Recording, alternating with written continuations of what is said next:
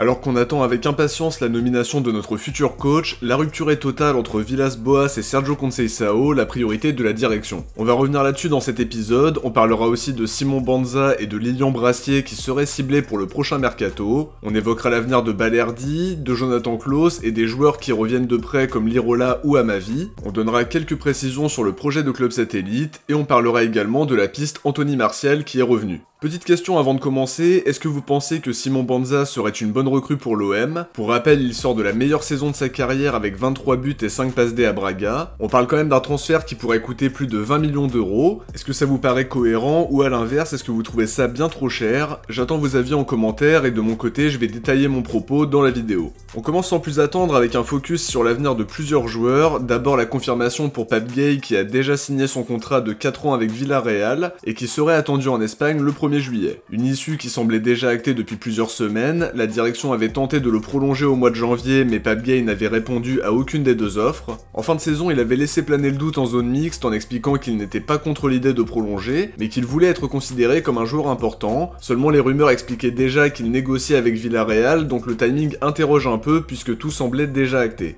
Il va retrouver Marcelino et un championnat qui lui avait bien réussi pendant les 6 mois qu'il a passé à Séville, plus qu'à attendre l'officialisation. Concernant Paul Lirola, on a suivi sa saison à Frosinone dans les épisodes de Focus sur les prêtés. Si on veut la résumer rapidement, on peut dire qu'il a eu du mal à démarrer avec des pépins physiques qui l'ont empêché d'enchaîner les matchs, mais à partir du mois de février, il est devenu titulaire indiscutable en étant reconverti défenseur axial droit dans le système à 3 défenseurs de Di Francesco. Personnellement, pour l'avoir vu à l'œuvre, je l'ai pas trouvé éclatant, mais il a au moins retrouvé du temps de jeu, le rythme de la compétition et indéniablement c'est bien plus réussi qu'à Elche la saison dernière. Seulement dans les deux cas de figure sur le plan collectif ça s'est tristement terminé par une relégation avec Elche et Frosinone. Il va faire son retour à Marseille mais ça devrait être de courte durée parce que la direction ne compte plus sur lui et aimerait s'en séparer. Eldesmark et Foot Mercato s'accordent à dire que l'OM négocie avec Las Palmas pour prêter Lirola, à voir s'il y aura une option d'achat mais il est souvent prêté à des clubs qui se battent pour le maintien et qui peuvent avoir une situation économique diamétralement différente d'une année à l'autre, donc ça me semble compliqué d'intégrer une option d'achat obligatoire et les discussions ne semblent pas porter sur un transfert définitif, donc on se dirige vers un nouveau prêt pour limiter la casse comme les 2 dernières saisons. Pour Jordan Amavi, Foot Mercato explique que sa prestation lors du dernier match de championnat aurait réveillé quelques clubs. Bien sûr, un match c'est trop peu pour faire des conclusions, mais il a été titulaire dans un match décisif pour la Ligue des Champions. Il a mis un coup franc direct et il y a aussi autre chose qui a dû rassurer les clubs qui pouvaient s'intéresser à lui. Eric Roy expliquait qu'il était très impliqué et qu'il apportait beaucoup dans le vestiaire alors qu'il vivait une saison compliquée, sans temps de jeu et freiné par 2 blessures qui l'ont longuement écarté des terrains. D'après Foot Mercato, il pourrait partir rapidement, mais j'imagine que ce sera un prêt avec prise en charge du salaire puisqu'il n'a plus qu'1 an de contrat, à moins qu'il parte définitivement, mais je serais vraiment très surpris. De son côté, Léo Balerdi aimerait poursuivre l'aventure à Marseille, l'OM veut le conserver et en faire un des piliers du nouveau projet. Seulement s'il y a des offres très importantes cet été, la direction va discuter, et c'est aussi des clubs qui peuvent potentiellement intéresser Balerdi, donc on va être attentif. A priori, il pourrait prolonger avec une revalorisation salariale à la clé, c'est logique parce qu'il ne touche entre guillemets que moins d'1 million d'euros bruts par an, son nouveau salaire doit impérativement refléter sa montée en puissance, et c'est l'un des chantiers à régler le plus rapidement possible.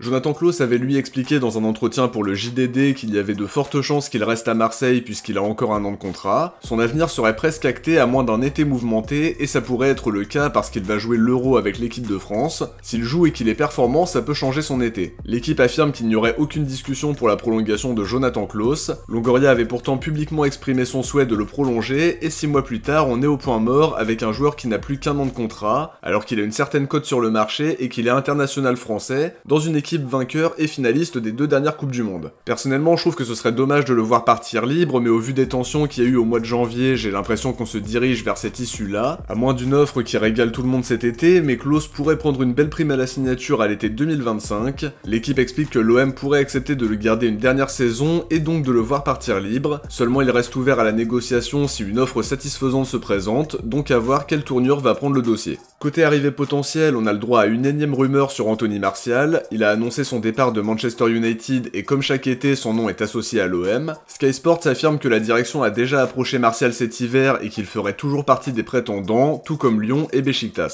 Une info très rapidement démentie par Foot Mercato qui explique que l'OM n'a jamais approché Martial et qu'il ne fait toujours pas partie des plans. Il touchait un salaire astronomique à Manchester et même s'il divise ses prétentions par 2, ce sera encore trop cher pour nous. Longoria expliquait récemment qu'on devait réduire la masse salariale, donc recruter Martial serait totalement incohérent. Bien sûr, c'est un bon joueur, mais faut pas oublier qu'il sort de plusieurs saisons compliquées, il a très peu joué cette saison et ça resterait un transfert coûteux sachant qu'on a déjà Aubameyang dans l'effectif et qu'il faut le garder en priorité avant de s'intéresser à un joueur comme Martial. Toujours dans l'aspect offensif, Abola nous dit que l'OM serait intéressé par le profil de Simon Banza, l'attaquant de 27 ans qui évolue à Braga. Il a longtemps joué à Lens avant de se révéler à Famalicão et de confirmer avec Braga. Il sort de la meilleure saison de sa carrière avec 23 buts et 5 passes D, il a participé à la Ligue des Champions et sa valeur est maintenant estimée à 16 millions d'euros par Transfermarkt. Il lui reste encore 3 ans de contrat avec Braga et si on en croit l'information d'Abola, l'OM serait prêt, et attention je mets bien ça au conditionnel, serait prêt à poser entre 20 et 25 millions sur la table. C'est une info qu'il faut prendre avec beaucoup de recul à mon avis, notre nouveau coach n'est toujours pas là donc je ne vois pas faire une offre de plus de 20 millions d'euros à ce stade-là. À la limite qu'il fasse partie des profils suivis et qu'il y ait un contact d'établi, ça me paraît plausible. Sur le prix annoncé, je trouve ça assez cher même s'il sort d'une belle saison. C'est pas illogique parce qu'il a encore 3 ans de contrat donc Braga a totalement la main dans le dossier. En plus un transfert de plus de 20 millions d'euros sur un joueur de Braga, ça rappelle l'échec du dossier Vitinha, alors que lui aussi était très performant au Portugal. A voir si ça ira plus loin mais les choses ne deviendront concrète qu'une fois que le coach sera nommé, donc le timing de l'info me surprend beaucoup.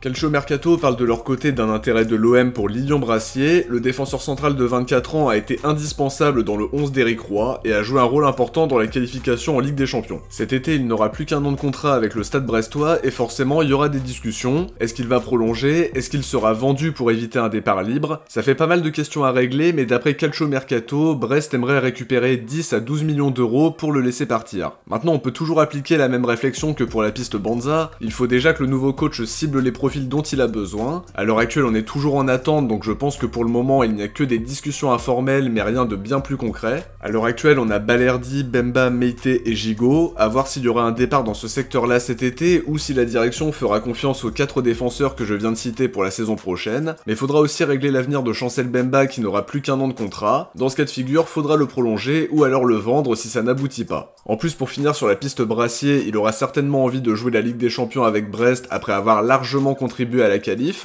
Affaire à suivre mais on en saura plus sur les besoins mercato quand le coach sera là. Petite information sur Ulysse Garcia qui était retenu dans un groupe très élargi avec la Suisse avec l'espoir de participer à l'Euro 2024. Seulement il fait partie des joueurs qui ont été écartés par le sélectionneur, il ne participera pas à l'Euro et malheureusement ça confirme la tendance des dernières années. Il ne parvient pas à s'imposer malgré de bonnes saisons avec les Young Boys et les 6 mois timides qu'il a réalisés à Marseille ne plaident pas en sa faveur non plus. A voir maintenant de quoi son avenir sera fait, est-ce qu'il va rester comme doublure parce qu'il faut pas oublier qu'il a un contrat jusqu'en juin 2028, c'est assez conséquent. Peut-être que la direction continuera de lui faire confiance parce qu'il a peu joué, il était écarté de la liste pour l'Europa League, le contexte collectif était pas idéal non plus pour s'adapter, mais on attendait mieux de sa part, à voir ce qui va se passer cet été. Par rapport au club satellite dont a parlé McCourt dans son entretien pour la Provence, le quotidien nous donne quelques précisions en expliquant que le club satellite pourrait se trouver à l'étranger. On a pensé à la Belgique ou à la Suisse qui pourraient être des contextes idéaux pour développer nos jeunes sans trop de pression. La Provence précise qu'il peut s'agir d'un rachat comme d'un partenariat. L'objectif c'est d'envoyer nos jeunes talents dans un environnement plus compétitif et avec plus de pression qu'en National 3. Mohamed Toubachter croit savoir que l'OM discute depuis plusieurs semaines avec le Pau FC pour conclure un partenariat. Dans ce cas de figure, on ne partirait pas sur un rachat, mais les deux options sont actuellement à l'étude puisque rien n'est encore acté, mais quoi qu'il en soit, l'idée d'avoir un club attitré pour envoyer nos jeunes en prêt me semble très intéressante, et j'espère vraiment que ça va aboutir parce que ça ne peut qu'être bénéfique pour la politique de formation, et également pour celle de post-formation de Longoria.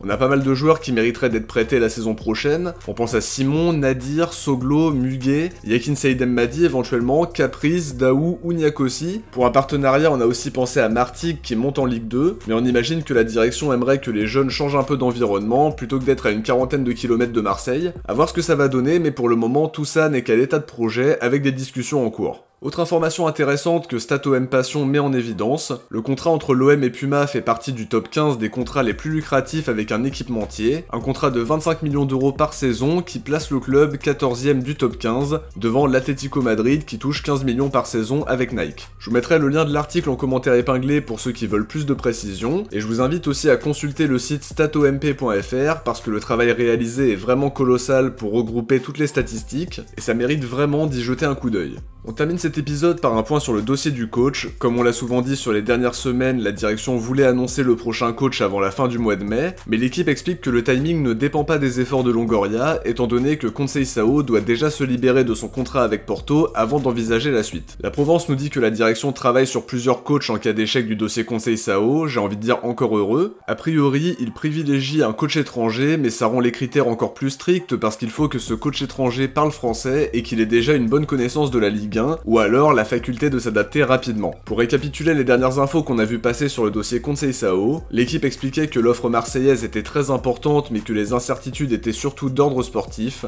Au moment où ils ont sorti l'info, Sergio Conceição voulait régler sa situation à Porto et partir sans indemnité par respect pour son club de cœur. Seulement la situation s'est tendue après la réunion entre Conceição et Villas-Boas. Record explique qu'AVB veut choisir ses hommes pour marquer la rupture avec son prédécesseur. Il a décidé de ne pas reconduire Conceição, mais il lui a clairement expliqué que son fidèle adjoint Vitor Bruno pourrait lui succéder. Ça n'a pas plu à Conceição qui voit une vraie trahison après 13 ans de collaboration et qui pourrait être beaucoup moins conciliant pour se venger. A priori son staff est également furieux contre lui parce que sa prolongation jusqu'en 2028 sous l'ancienne présidence n'impliquait pas que son staff soit reconduit. Le torchon brûle à Porto, mais d'après l'équipe tout devrait s'accélérer lundi, mais on n'est pas à l'abri d'une approche d'un club italien pour Conceição. On pense à Tudor qui pourrait ne pas s'éterniser à la Lazio et l'intérêt d'un club italien pourrait séduire Conceição, donc prudence, mais j'espère vraiment qu'il sera le prochain coach de l'OM, même s'il y a encore beaucoup d'inconnus dans ce dossier. Pour rappel, Conceição est représenté par Jorge Mendes, le redoutable agent portugais serait de plus en plus impliqué à l'OM comme l'explique la Tribune Olympienne. Il a apporté son aide dans le dossier Renan Lodi et a placé Gattuso à Marseille au moment du départ de Marcelino. La Tribune Olympienne précise que sa prochaine mission sera de faire partir les indésirables en Turquie ou en Arabie Saoudite, certainement en qualité d'intermédiaire, mais à l'heure actuelle le dossier prioritaire reste Conceição, et justement pour aller au bout, il faudra trouver un accord avec Jorge Mendes.